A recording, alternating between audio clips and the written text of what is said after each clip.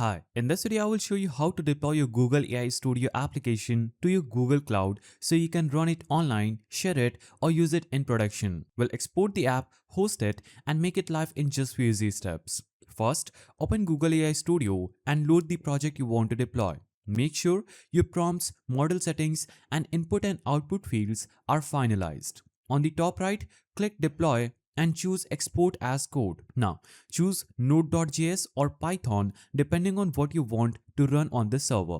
Now, AI Studio generates a folder containing your app code and the API call. Download the code and open it in VS Code. Inside the folder, you will see the files like app.js or main.py, plus your API requests. Install dependencies using npm install or pip install are requirements.txt. Now, step 3 is creating a Google Cloud project. Go to console.cloud.google.com, create a new project, give it a name, then open Cloud Shell or use your local terminal. Then run gcloud init command. Select a project so deployments go to the right place. Now, in the sidebar, open APIs and services and enable APIs. Then turn on Cloud Run, Cloud Build, Artifact Registry, because these services allow the app to build, containerize, and run online automatically. Now, in your app folder, create a .env file, then add this command, and never hard code it in your script.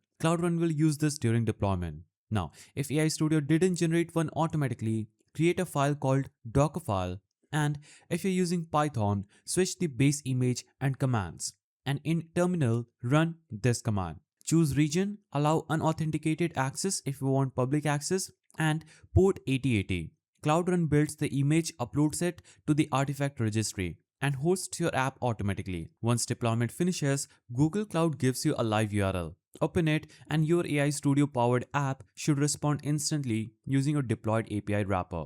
If you found this guide helpful, please don't forget to give it a thumbs up, and thanks for watching.